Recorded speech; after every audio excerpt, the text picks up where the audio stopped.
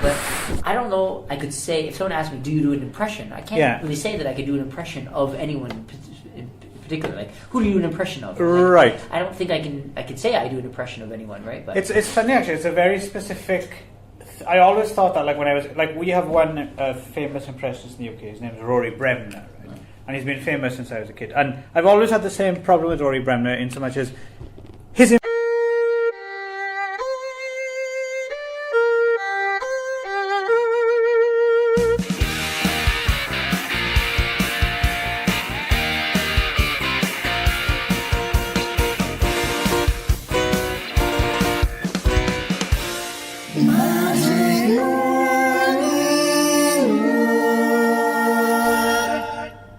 Okay, speak up, Ron.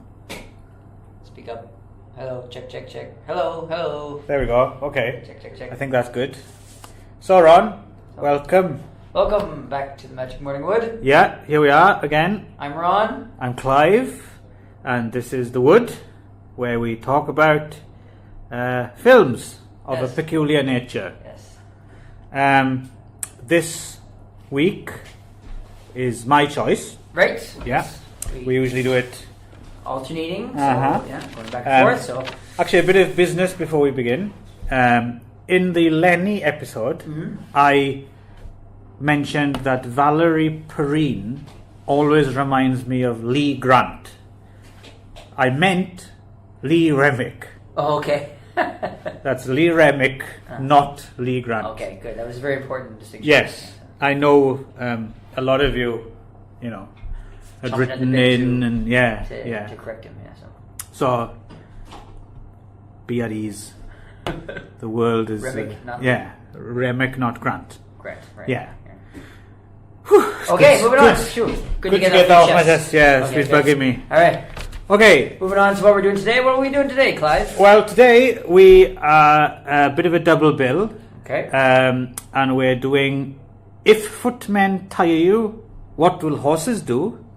Followed by The Burning Hell, a couple of Christian propaganda movies from the 70s. And one of the reasons I wanted to talk about these as well is I wanted to talk about the films themselves, but also where we saw them, because it's an interesting new resource that I thought our listeners might be interested in finding out about. So a bit of background before we get into the films themselves. Right. Let's talk about who made these films. And these were made by the Ormonds organization, which is basically a family of filmmakers. Ron Ormond and his wife June and their son Tim, who appears in the films. Right. And the Ormonds have a kind of long showbiz history, right? So June Ormond, formerly June Carr, grew up in a show business vaudeville family, right? And when she was on the road, this is a very condensed version, obviously, she met a magician called Ron Ormond in 1938. This is Ron Ormond, who directed these two movies. And they ended up going on the road together as well, and basically they kind of honed an act and travelled around. Apparently, their son Tim, when they gave birth to him, his godfather was none other than Bela Lugosi. Right. And along the way, they get onto films because they met a guy called Lash LaRue, who was a Western movie star, dubbed King of the Bullwhip. Right.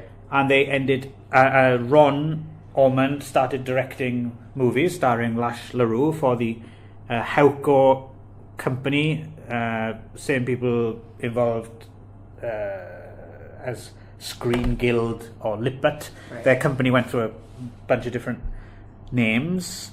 And they did touring stage appearances as well with different Western stars, including Lasseroe, and the Three Stooges. Right. At one point, they took the Three Stooges on the road. With Shemp, not Curly. With Shemp, Shemp era, which is actually my favourite. Oh, really?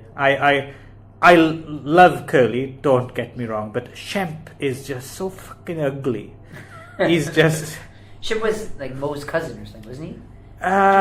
Moe in some way, I think. Yeah. Well, the interesting thing is, he was in the original Stooges, right. like when they were a stage act. Right. Shemp was in the Stooges, right. And then they dropped him for Curly, and then when Curly had a heart attack or whatever it was, they got Shemp in. And then you have the kind of fascinating thing about when Shemp got ill, they Sam Raimi fans will know about this, the fake Shemp. Right. Do you know about this? I've heard of it, yeah. I know right. So I don't know how into the Stooges you are, but when you watch the Three Stooges sorts of the era when Shemp got ill, they have lots of different stand-ins for Shemp. Right. And they became known as fake Shemps. Fake Shemp, yeah. And I know Sam Raimi and Bruce Campbell and all those guys, they're huge Three Stooges fans. Yeah. Right? So a lot of their movies have fake Shemps in the credits. Right, yeah. Anyway, so Ron Ormond starts as a director as well. He's making these westerns and country musicals, music musicals, and basically like filmed Grand Ole Opera, Opry style, get-togethers. And he also makes this film in the early 50s called Messer of Lost Women, which I sent you a link to, Ron, but I'm not sure if you had time to watch this. I didn't watch it. You didn't have time to watch it. Okay, that's fine. We can move on. It'll come up later, though. It's a musical connection and an Ed Wood connection as well. And basically, they pumped out this series of exploitation movies, right, of different styles. So Mess of Lost Women is about a scientist who makes tarantula women. Right. And then he made this movie called Untamed Mistress, which is...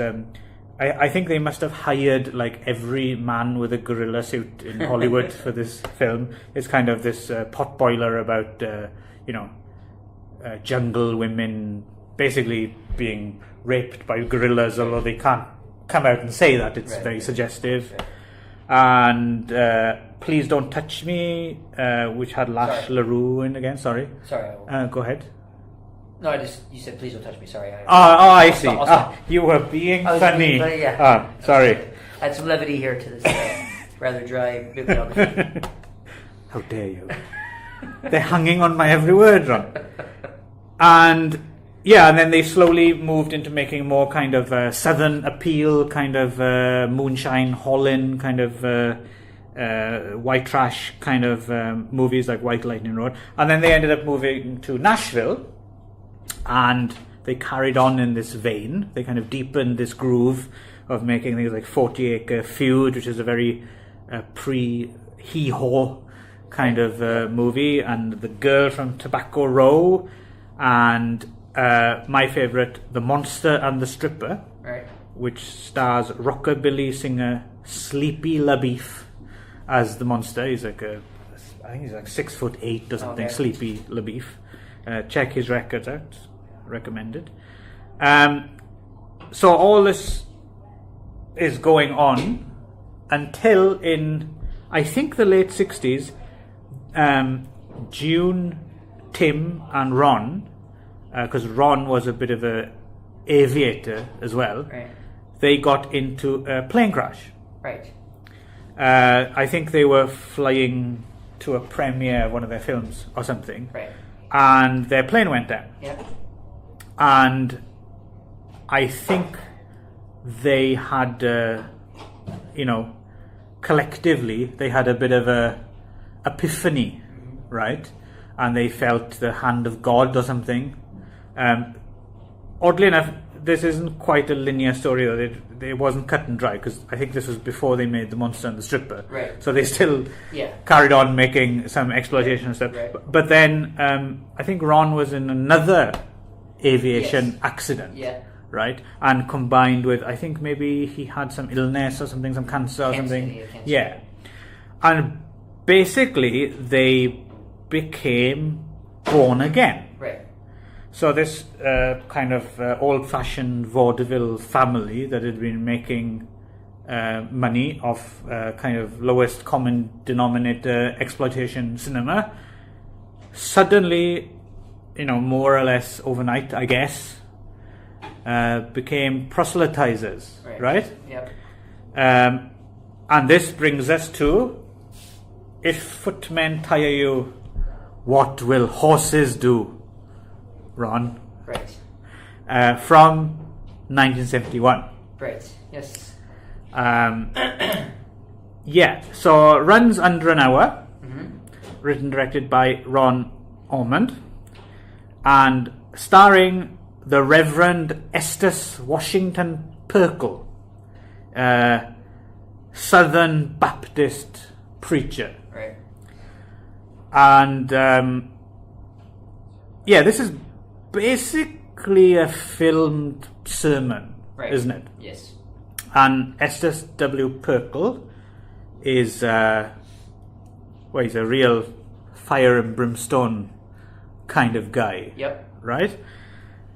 And this particular sermon of his is, well, you tell me, Ron, what's Estus W. Pirel telling us about here in this film?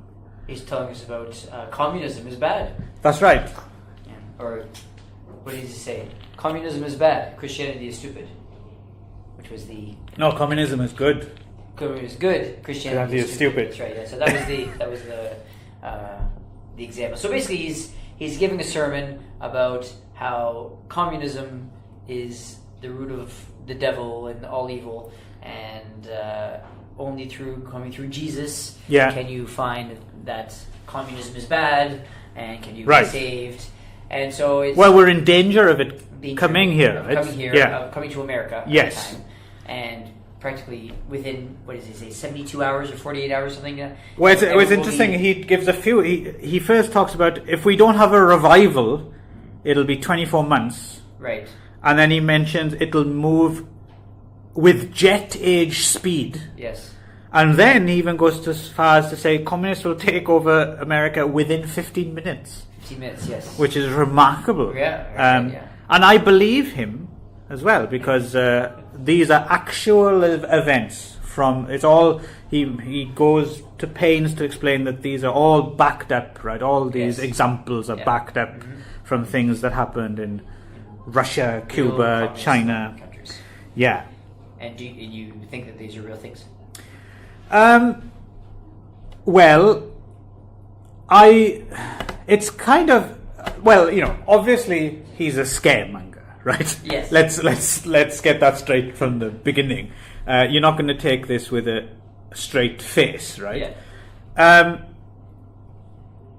I think most of the things he mentions are probably things that did happen in isolated examples. Uh-huh. I mean, it's not that huge of a leap to imagine that people were gunned down in Maoist China or Russia, or, of course, and even the some of the more violent things. Right.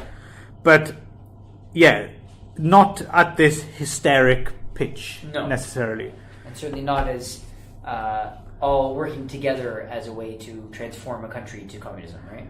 Well, and not necessarily with these kind of cackling villains, right? Who just do everything with insane glee, right? And we have a character to follow because doubting Thomases as we are on, we follow the character of Judy, right? Who's a girl who's dropped off at the church by her boyfriend, who says, "I'm a lover, not a Christian." Some great one-liners. Yeah. So he drops her off at church because apparently she's got to be seen at the right places. Right. So she's a non-believer, right? Yeah. She sits and rolls her eyes. And and she wears a slightly mini skirt. Right. And she's clearly not a good one, right? Yeah, she's not interested in being there. No, she's checking her watch. Yes. And did you notice the girl in the row behind her, who's like looking at her the whole time, and every time she doesn't, she like looks disgusted. Yeah, she was really into her part. Yeah. Churchgoer number 7. Right. But as Estus W. Pirel moves through the list of things, I mean, dead kids in the streets, right? I think my favourite is the kids having their eardrums pierced. Yeah, with bamboo sticks. Yeah, so they cannot hear the word of God. Yeah. Actually, something because I first saw this film years ago. I got a bootleg tape of it, which was in much worse condition than the version we saw, which we'll get onto later. But I'd forgotten that not only do they put bamboo in the ears, it seems to go all the way through the kid's head. Yeah, goes through. Yeah. Not quite sure how they managed that. The Steve Martin arrow, right? Yeah. Yes. Sorry, I've just confused myself because I'm wondering. Oh yeah, that was it. So, Estus W. Pirel rallies against miniskirts, TV, cartoons, rock and roll, drive-ins, dancing, the front door to adultery, as he calls it, liquor, drugs. I particularly like his cute example of why TV is bad, because it distracts you from reading the Bible. Yes. Like recreate their, what do we call it? They're not reconstructions because they actually haven't happened yet, but dramatizations, I guess. Dramatization of the dad trying to read the Bible in front of the TV. He's distracted by the TV.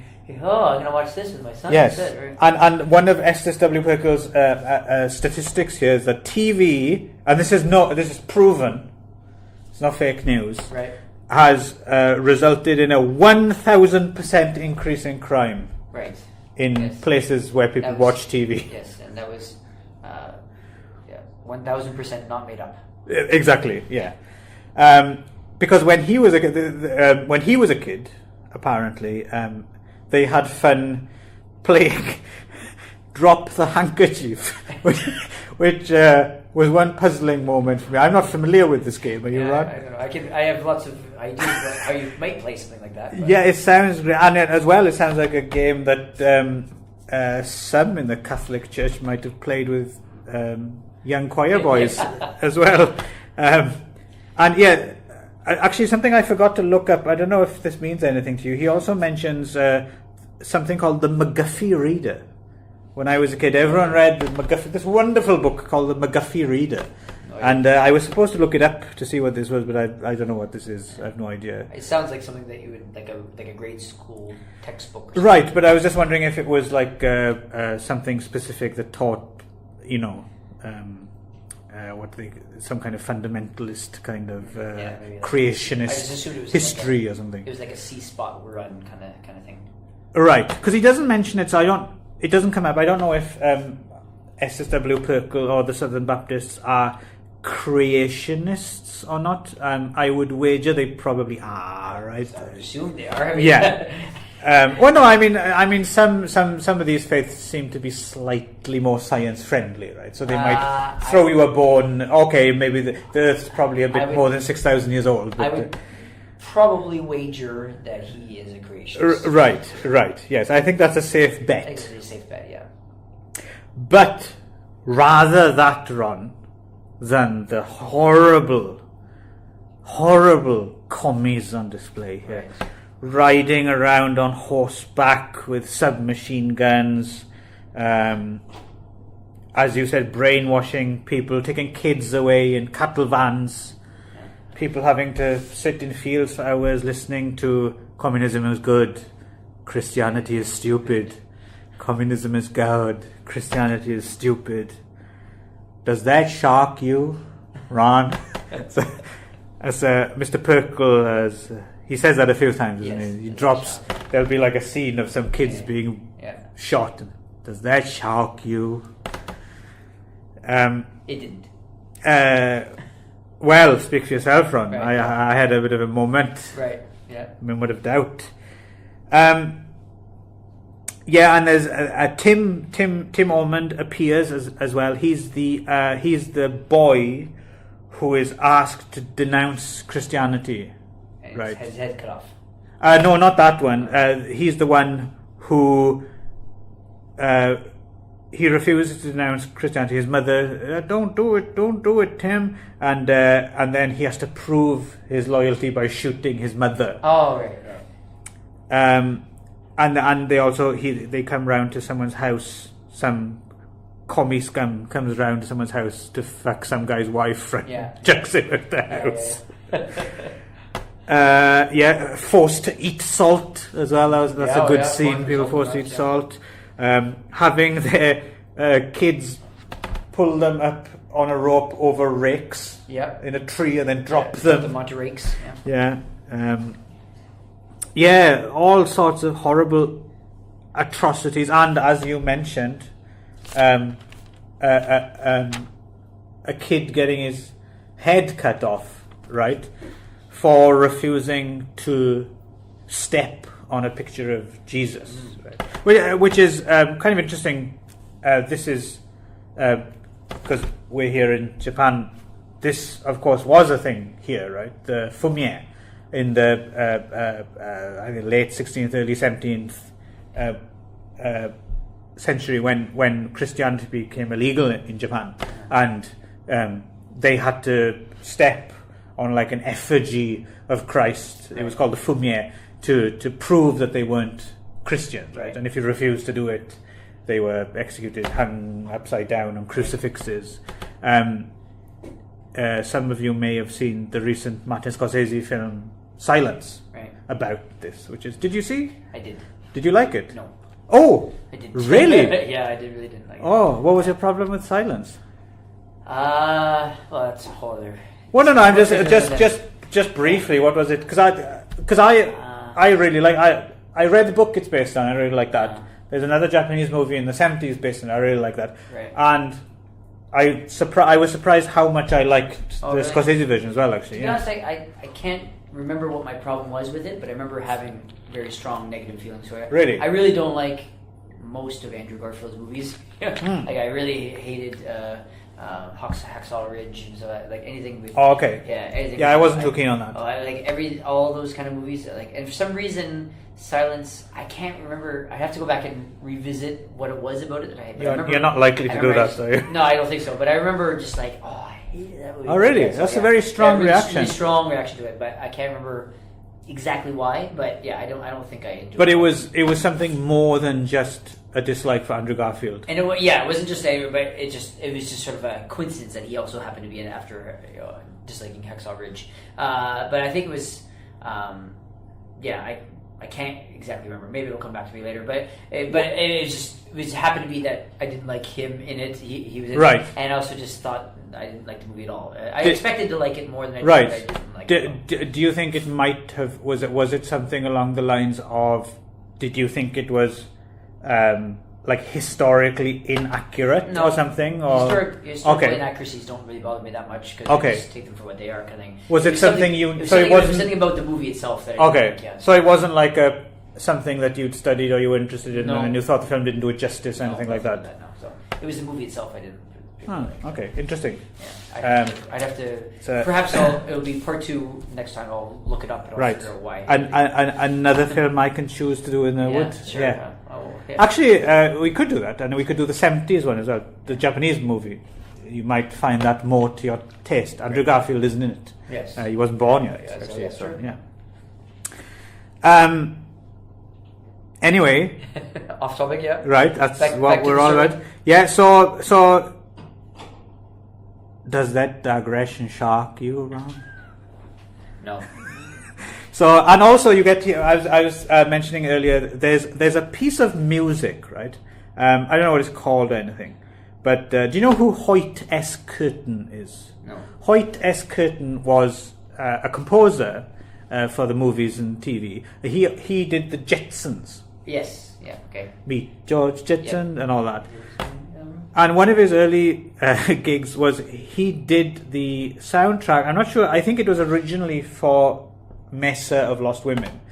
And he made this maddening score, which is all flamenco guitar and piano, right? Yeah. And one of the joys, because I'm pretty sure you would have hated Mesa of Lost Women if you had watched it. Okay. But it's one of those films I find fascinatingly a mixture of total catatonia, kind of mixed with just weirdness. And the one thing about it is maddening about the score. Well, it's basically, if you could imagine just someone strumming on a flamenco guitar with no real kind of direction, or just kind of, and then occasionally some plinky plonk kind of piano playing, it'll get dramatic. And then, but if you can imagine the same piece played over and over and over, over and over and over again for pretty much the length of the entire film. Right. I mean, it's really, it's quite extraordinary. And they reused the score in an Ed Wood movie called Jailbait. Right. And Ron Ormond seems to have used it a lot, and it does turn up in Footmen Tire You. Okay. But you might not have noticed it because it's only on for like a few seconds rather than the length of the entire film. Yeah. But if you've ever sat through Mesa of Lost Women or Jailbait, you'll immediately recognise it because it would have driven you insane. Right. Which part in Footmen was it in? I can't remember. It just turns up very briefly. It's only if I hadn't have known Mesa of Lost Women and Jailbait, I probably wouldn't have noticed it. Right. But I have noticed it in a few Ron Ormond films. He's very keen on this. Yeah. So Judy at some point she's had enough. I think it's actually when the kid has his head cut off, right? She's like, oh! She screams out in the middle of the congregation in her pew. Does that shock you, Ron?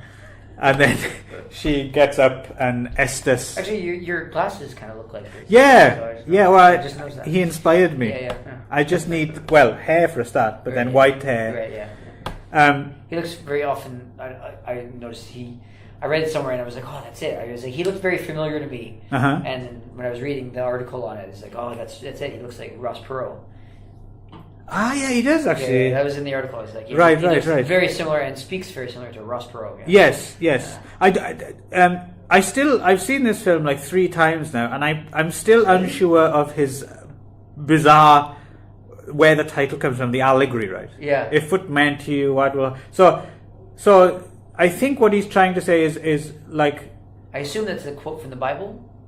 I don't know. I don't think... I mean, I'm not a biblical scholar, but I don't think so. I don't know where that... He tries to, because he doesn't he talk about, like, in the time of Jeremiah or something, there's some people on horseback, and then... But I think what he's trying to say is, if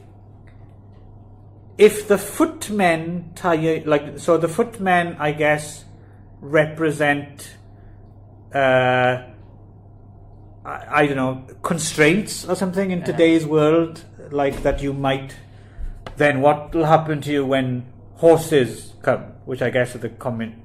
See, I'm even having difficulty explaining it. It's a bit of a stretch, I didn't get the title at all. No, and the title jumps out at you, right? Yeah. Because what the hell is that, right?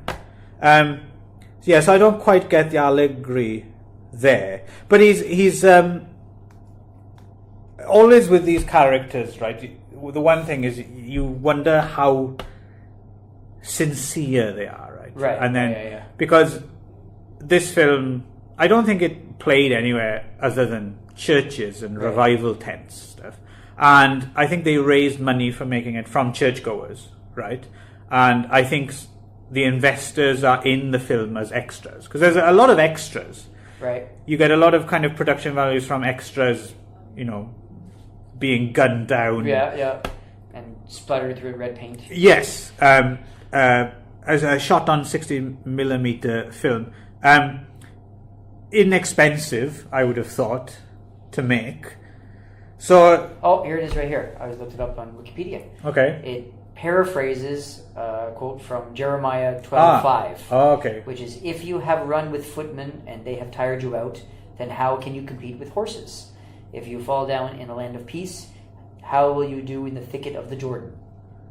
Oh, okay. Right. I suppose that kind of puts it into a bit of context. Yeah. Obviously, and unsurprisingly, we don't know our Bible as well as Estus Washington Pirkel. So it's kind of difficult to judge how sincere you think he is. What do you think? Do you think Estus W. Pirkel believes this, or do you think he's just raking in the money and doesn't believe a word of it? At first, I couldn't even tell if it was really him. I thought, because it said it was based on his teachings or his philosophies or something. Or his right. Or it even says at the beginning it's based on his book. His book, his ratings, right? And there's an LP as well, apparently. You can listen to it at home. So at first I thought it was an actor playing him, because I thought it was just sort of like a writer, and they just took the book and then got someone to pretend to be him as the character. But then I realized that it really is him doing it. So at first it took me a while to figure out that it wasn't like an actor, that it was the actual Reverend Pirkel. I don't know. I don't know. I mean, I assume he's sincere, right? But he doesn't ooze sincerity. But that may just due to the fact that he's not really an actor, and he's more of like he's just speaking to the camera. Kind of like, he's very. Stern.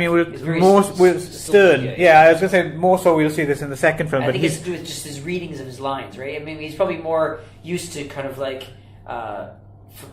proselytizing. What's the word? Proselytizing. Yeah. Kind of to a pulpit, to a live audience. But probably speaking to the camera was probably off-putting to him, or probably like.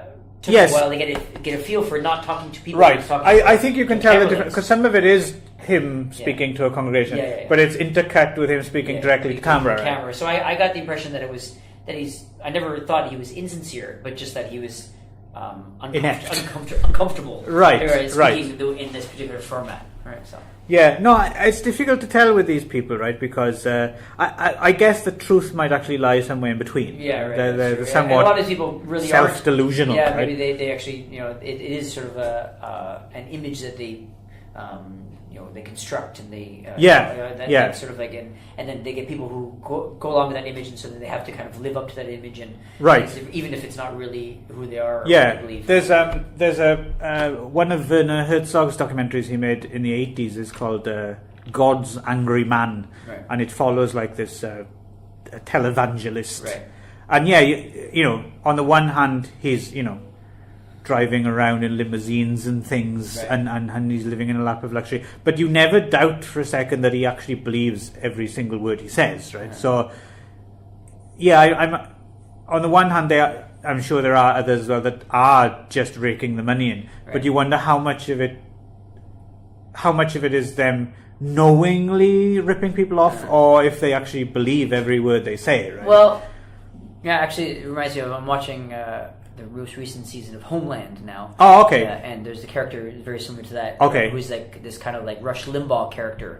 Who's like kind of like a very right wing kind of talk radio, but sort of internet kind of celebrity who speaks against the against the Democratic presidents, and stuff. It's and has all his like kind of like Southern redneck followers, and they all kind of like like gun, the Second Amendment and First Amendment and all that kind of stuff, right? And so. And they're following his character a little bit, and it's like he's like this big Second Amendment, kind of like the no gun laws and that kind of stuff. And then it's got like a scene where he's actually confesses he's never shot a gun in his life, or it was once when he was a kid or something like that, right? So and you get the impression that more and more that it's really just like a character that he's kind of living up to, that all these people have come rallied behind, and that's where he that's where he becomes famous, where he gets all this stuff from, is being this super right wing kind of outspoken kind of like conservative, but which actually maybe is not even really what he is in the first place, right? So it's the same kind of idea it could be. That he just sort of like has created the thing and then almost is trapped in that character because he can't get out of it. Because speaking of which, the other thing that Pirkel reminded me a little bit of as well was Alex Jones. Right. He had you don't know Alex Jones of Infowars.com? No. Oh, he's an interesting.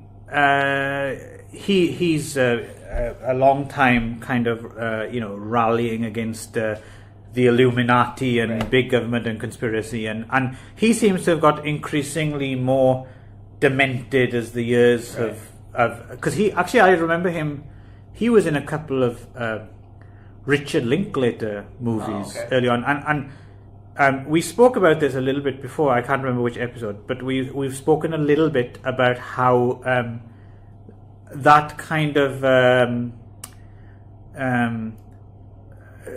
paranoid, suspicious of the government kind of conspiracy theory thing seems to have weirdly moved from the left, political left of the spectrum to the right somehow. Right. Yeah. Certainly during my lifetime. I mean, that used to be a thing that you'd hear. That used to be more of a kind of coming from the point of, JFK conspiracy, kind of point of view, which was seemed to me to be a little bit more left of spectrum. Right. Whereas now it's kind of gone over to the other side, right? Guess, I mean, I'm sure you do get kind of leftist Democrat conspiracy theorists as well. Yeah. But there seems to be this kind of unholy alliance of oddly enough, there's religion is thrown into the mix as well, right? Yeah. And then mistrust of big government, big pharma, big whatever, and of I suppose throw in anti-Semitism as well, and that plays into the whole Illuminati thing. And so it's interesting to see something like this now, I think, kind of as a bit of a historical precedent. Although if I had to, again, wager a bet, I would bet that Reverend Pirkel believes and is behind everything that he says in this film. Yes, I think so as well. Maybe. Well, you mentioned this character in Homeland, and Alex Jones as well. Actually, like a year ago or something, he got into his own bit of a pickle because I think his wife, I can't remember the ins and outs, but his wife took him to court, right, for some reason, like kind of spousal abuse or something like that, and he was in a dilemma where to get off. Without a conviction, or he had to kind of point out that he wasn't the crazed personality that he is. But then if he admitted that, then he'd lose his rabid fan base who believe everything that he says, right? Yeah. I mean, he's gone from, more common or garden conspiracy theorist to, I remember at some point he was claiming that the government were sending convicts to the moon, like they had a prison colony. Or was it Mars even or something? Really? Okay. Yeah, like proper bonkers kind of. Yeah. I mean, for a while, I remember I actually watched some of Alex Jones's earlier documentaries, not fully.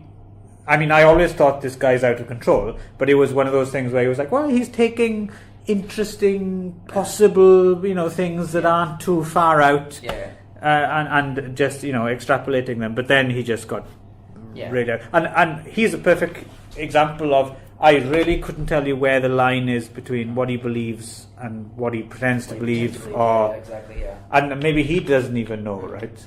One thing I found interesting was that in the article that you read about the Ormonds, is that it said after the next movie, The Burning Hell, that they had a falling out. Okay. Yeah, and so it didn't go into any detail what this kind of falling out was, but I'm curious what kind of falling out they had, and I assume it would be something religious, like whereas one side or business, or it could be business, but I got the impression. I mean, I don't know. I just get the impression from these types of people that it has to do with a doctrine, like a difficult difference of opinion about doctrine, and so on, and who thought. Who wasn't religious enough? You know what I mean? Right, yeah, so right. I'm My God's bigger than your God. Yeah, exactly. Yeah. So I don't know. It didn't really go into that. I am curious about that though. So before we jump on to the second part of this double bill, let's take a break here and explain exactly. You mentioned an article, Ron, and not only the article but these films. Where did you see these films, Ron? Let's talk about the platform upon which we viewed these. Oh well, thank you, Clive. Well. Smooth. Very good segue there, transition. So these movies. Actually, I didn't see the article on there. You sent me a link to that, so they were also on that website. Oh no! Oh, you didn't read that. That's okay. I was talking about the article that you sent me a link to. Oh, okay. Right now, listeners are confused. Yes. So, okay. No, I sent you an article. It was Psychotronic Video Magazine, right? Yes. That's what I'm talking about. Very good article on the Ormonds, which is where I sourced all my stuff. Yeah. Right. No. But the films yes. are actually on a website. I don't know what the name of the website is, but it's run by Nicholas Winding Refn. It's called bynwr.com, bynwr.com. Right, bynwr.com.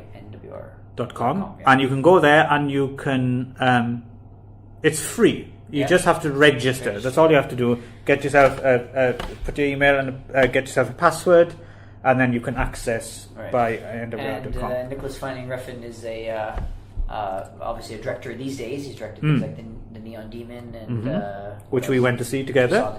Yeah. And what else has he directed?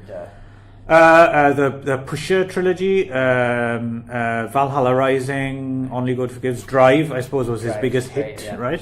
And so he is quite a cinemaphile, right? Yeah. So he's got this website that he's opened that has a lot of movies that are maybe difficult to find, hard to get, I guess, and that's where they found. Well, more than that, what's kind of, and these two cases in point is they're restored as well, right? That's the thing. Yeah. So so basically it started last year, I think it's September, October or something, and then every month there's a new volume, right? Which is kind of curated. Right.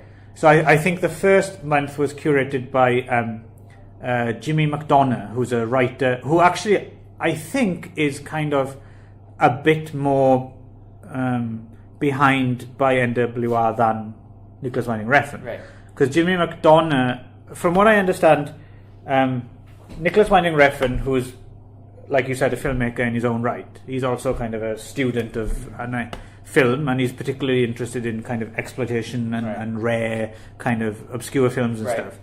And I think he bought a collection from Jimmy McDonough of rare posters and memorabilia and stuff. And that was what led to Nicholas Winding Refn putting this book out, like this big coffee table book called, what's it called? The Act of Seeing, I think, which is basically just reproductions of exploitation movie posters. Right.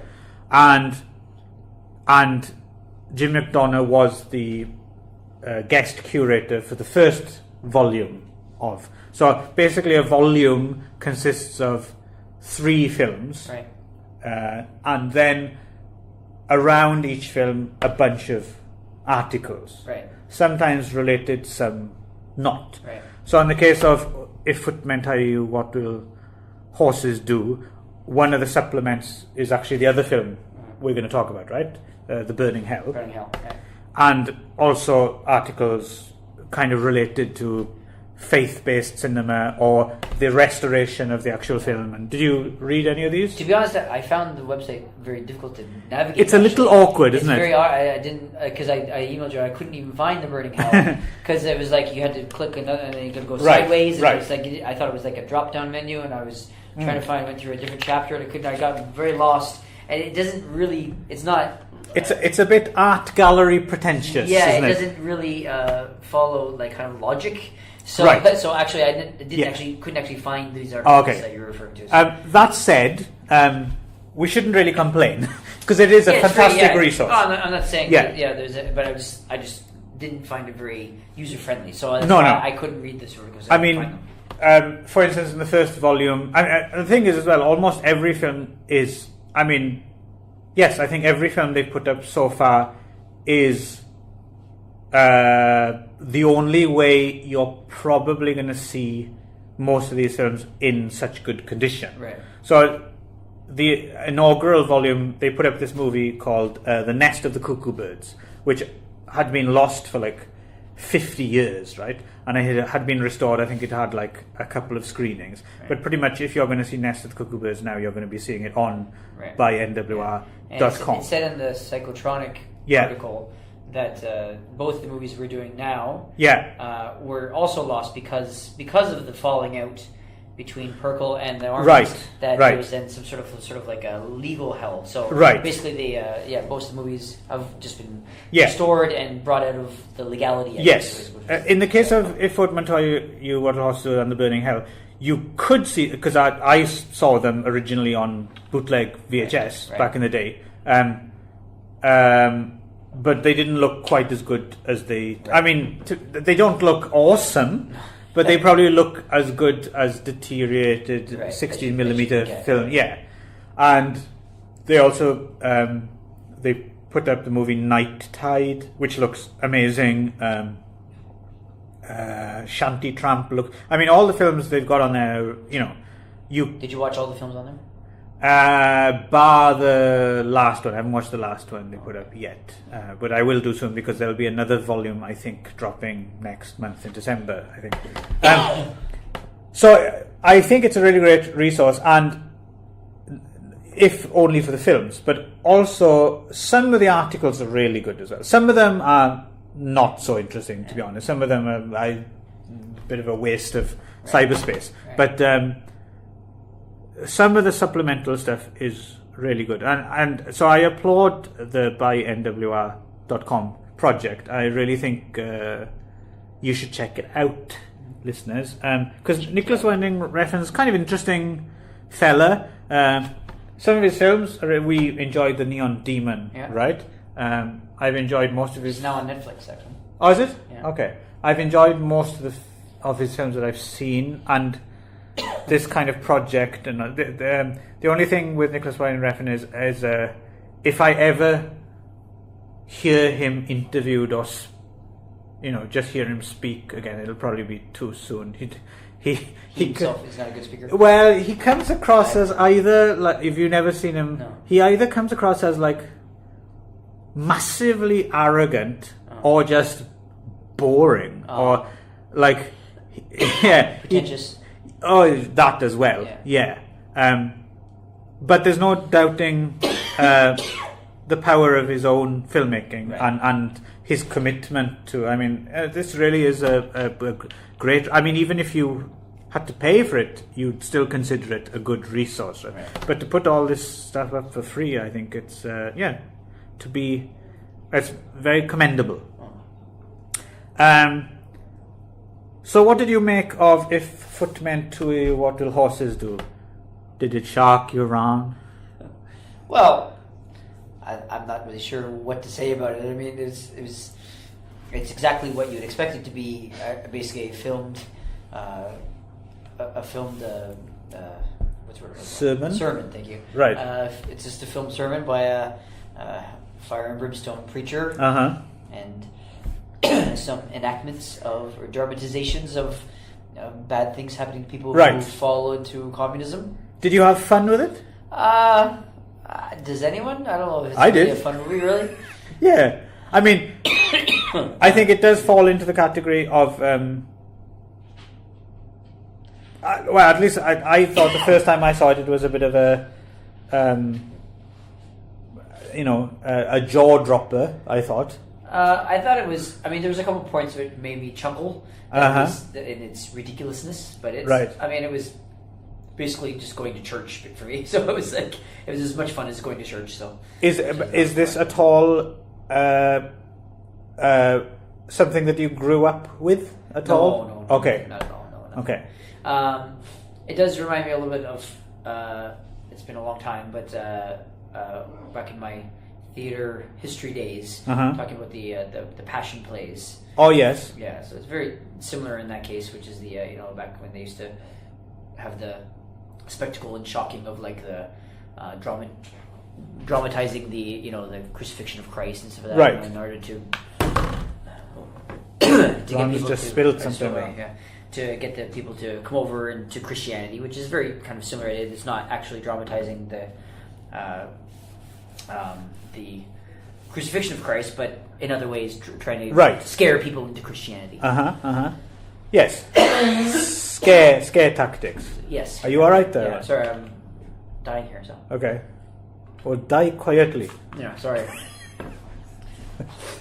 Anyway, so I mean, I don't know. I wouldn't call it fun, but I get what the point was. It was fairly successful in its intention. I guess you could say that, right?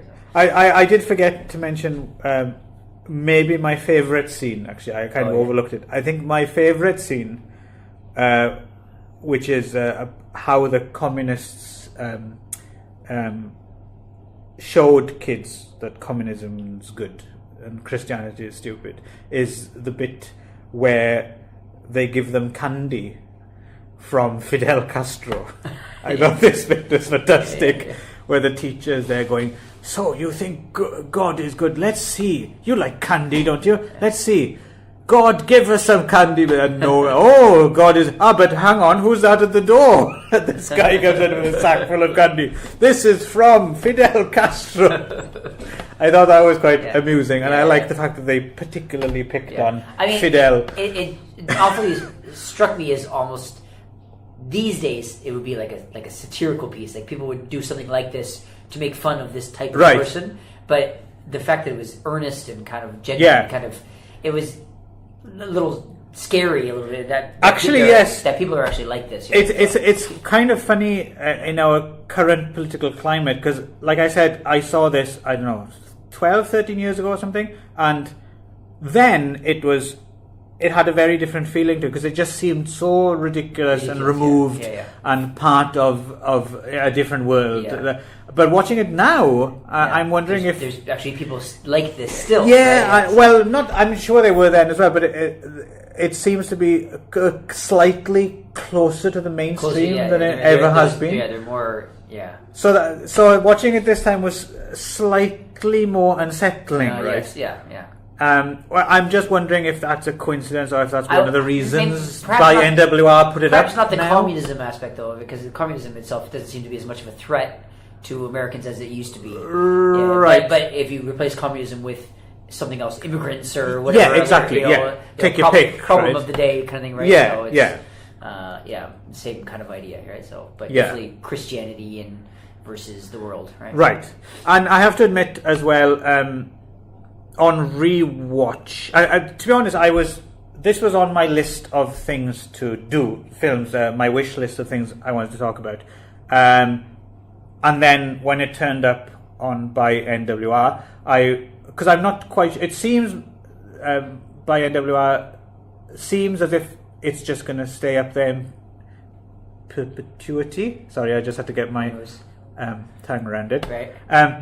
But because I wasn't sure if it was because it just seemed too good to be true. I thought maybe it might be when a new volume comes up, the old one closes down. But so far that doesn't seem to be the case. It just seems to be an archive, right? Which is great. So when this turned up, I was like, okay, let's do this now. Before it yeah. So I wasn't originally planning to talk Burning Hell as well, but it seemed they're both up there. They're kind of companion pieces, and they're both reasonably short. So watching the two, so we watched The Burning Hell as well, didn't we? Which is from a couple of years later. Also runs about an hour. Again, the Ormonds, and again it's Estus W does that shark you purple. I believe they actually made 3 films together. I've never seen the third one, which is called The Believer's Heaven. Right. And as you mentioned, they had a falling out. And then the Ormonds carried on making more religious films until Ron died in 81, including one called The Grim Reaper. Are you sure? I thought The Believer's Heaven was with a different reverend. No, The Believer's Heaven is with Pirel, and maybe this guy R.G. Lee, who turns up in The Burning Hell. Right. But The Grim Reaper is with Jerry Falwell.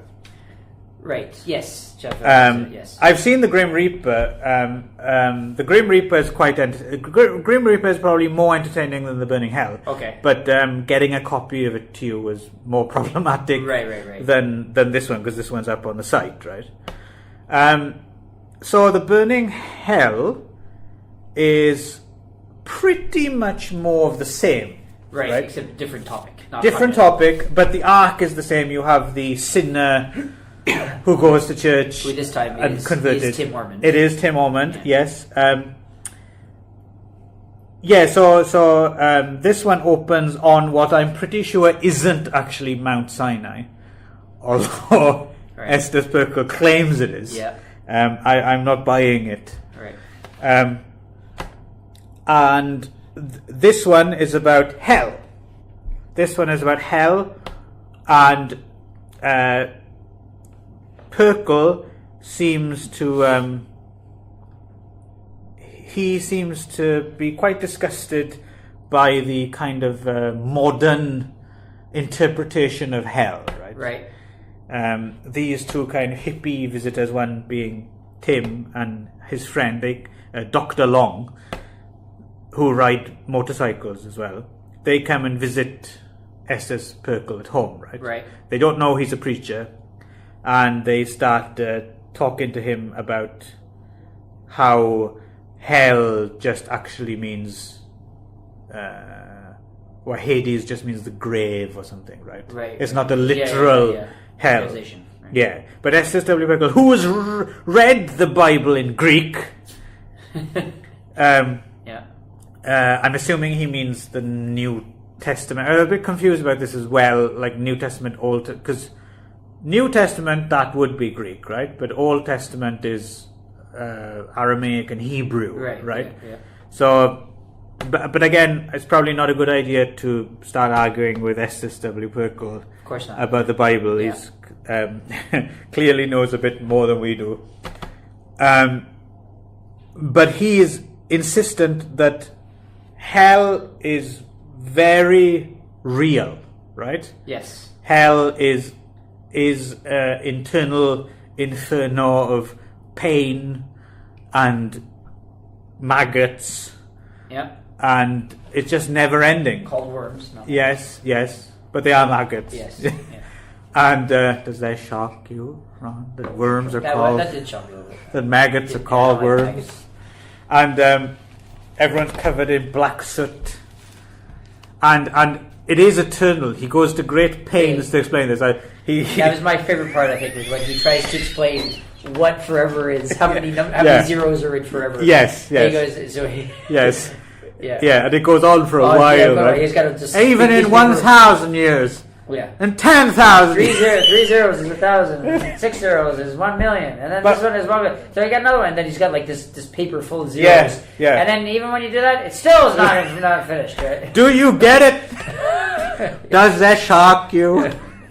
Yeah, so he really hammers home his point. And it was a long time. What I really like as well is, again, he's just so, because Tim's friend dies in a motorcycle accident, right? Yes. And of course, before he accepted Pirkel's version of hell, right? Although he did seem to be, they were Christians, right? Yeah. So this is a very strict, vengeful God, Pirkel's God, right? Yeah, so you can't disagree on any piece of theology, right? Yeah. You're going to hell, right? Hell, yeah. So Tim turns up at his church, and he's just seen his friend decapitated in a motorcycle accident, and he goes up to W and he's like, "Is there?" And he says, and Pirkel's like, "No, your friend is burning in hell as we speak right now. Now sit down."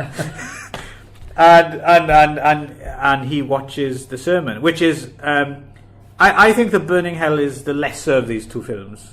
I don't know about you, if you make a distinction at all. Really. Oh, really? I found it was very similar. It's just a different topic. I found If Footmen Tie You more entertaining. Oh, really? And this one a bit more boring. I think the communism one had more like the evil communists. Exactly, Whereas this one was just a bunch of like devils saying like, "Oh, you're burning. Oh, I'm burning," and like that. So yeah, I like that. I like the guy who he was actually quite variation creepy. in the dramatic scenes, in the dramatization. That's true, but they're more boring. No, I said there's more variation in the communism one. Oh, well, I don't know. Because they're about different things, or maybe things happen to people. Whereas this one was just, they just kept going to hell over and over again. I found this more ambitious in a way because they have reconstructions of biblical stories. Oh yeah, what was that? Yeah. But they're all on a kind of school play level, school play, right? Yeah, exactly. Moses in particular looked like Santa Claus wig. I thought he was going to start. Woe is me! Woe is me! Who will let poor Moses free?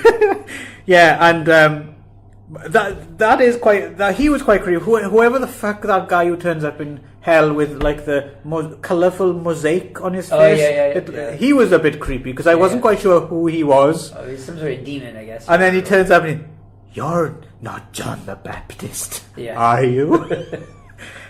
Because the guy who is it? Who's the guy who cut off John the Baptist's head and gave it to Solomon? I can't remember now, but he's there, right? And everyone's John the Baptist. So cut off everyone's head. Forever. Yes. Which is more than 1,000, more than 10,000. Even though the friend had already had his head cut off in the motorcycle accident. Right. He goes to hell and he has to get his head cut off again, I guess. Over and over. Yeah, forever. Forever. Yeah. Forever. And it's not just 3 zeros. No. Let me explain this, Ron. Not just 100 zeros, because even that is not finished. That was a lot of zeros he had on that. I'm not quite sure how you pronounce that. But even that. Even then, it's not even close to being finished. Yeah.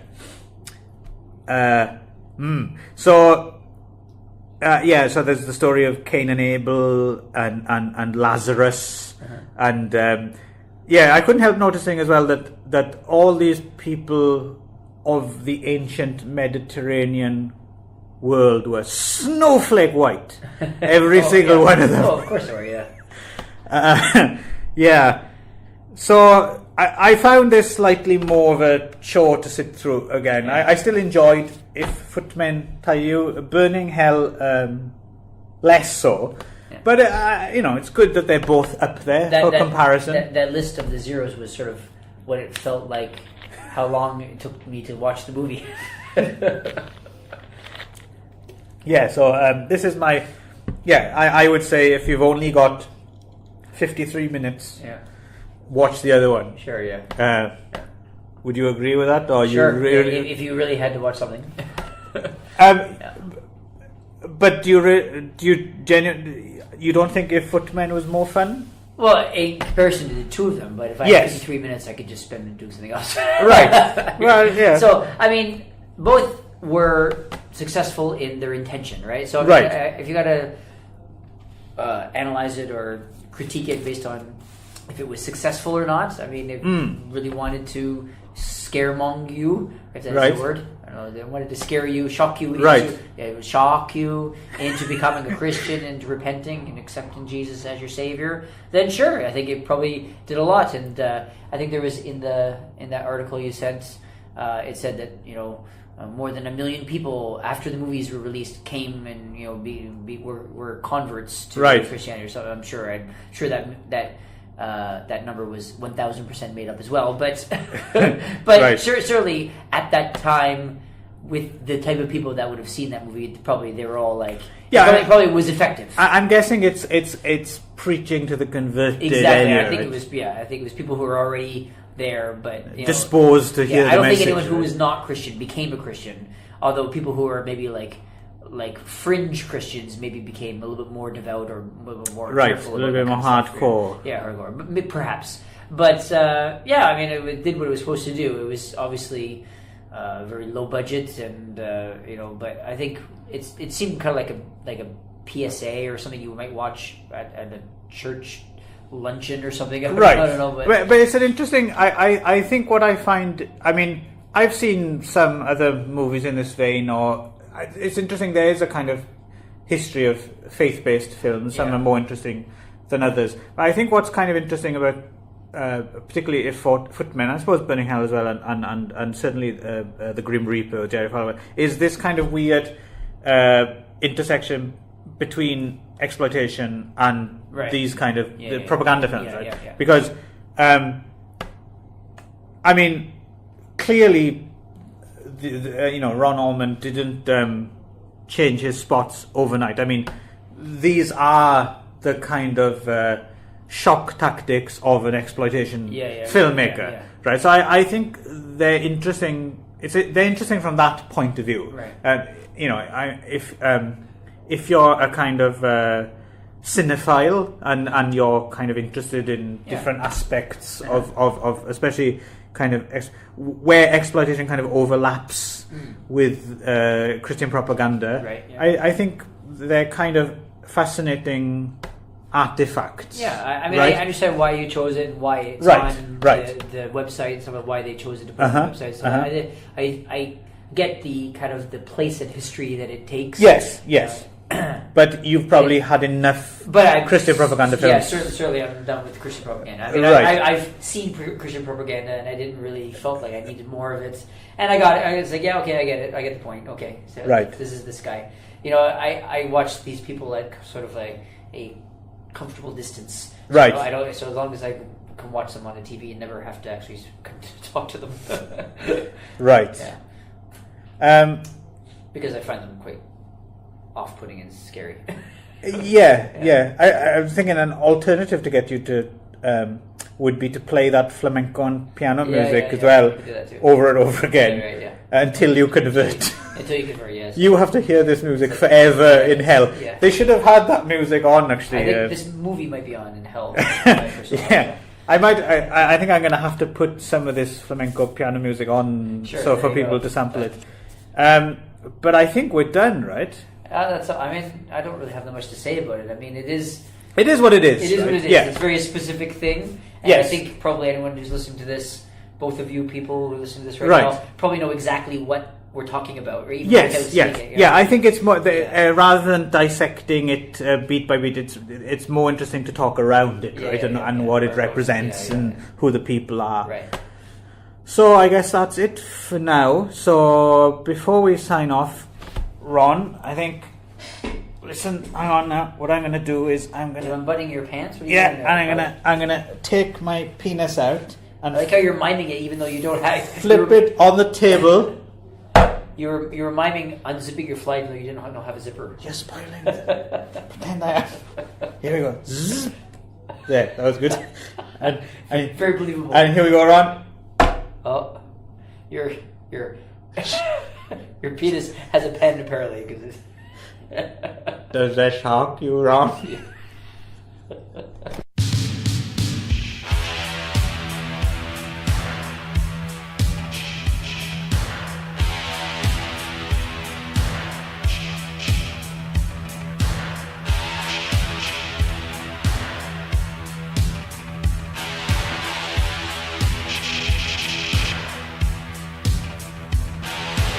The loudspeaker spoke up and said. The loudspeaker spoke up and said. The loudspeaker spoke up and said.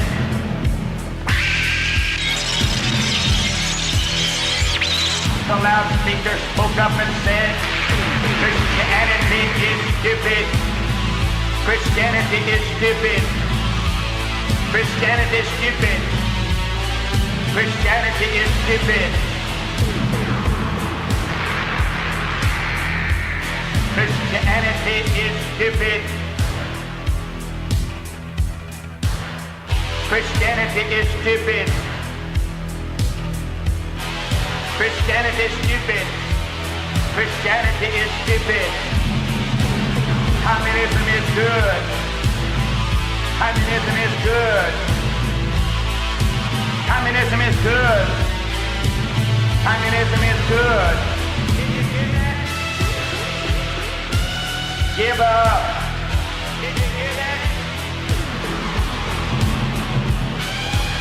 Give up. Give up.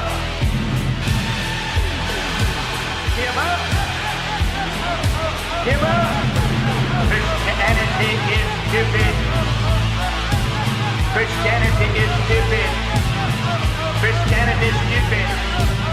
Christianity is stupid. Give up. Give up. Give up.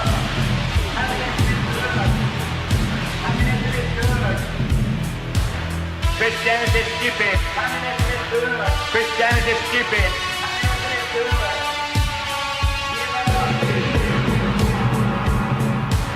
Communism is good. Communism is good. Give up. Give up. Give up. From 5 o'clock in the morning till 10 o'clock at night. From 5 o'clock in the morning till 10 o'clock at night. From 5 o'clock in the morning till 10 o'clock at night. Communism is good. Christianity is stupid. Christianity is stupid. Communism is good.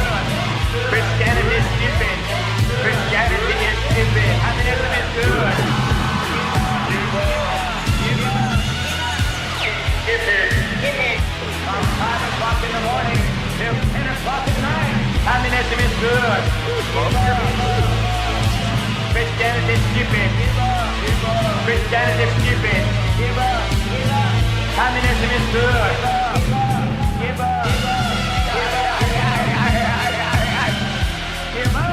17 hours of days. Give up. Give up. Give up. Give up.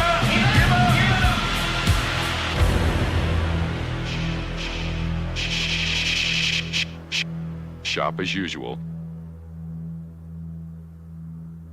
and avoid panic buying.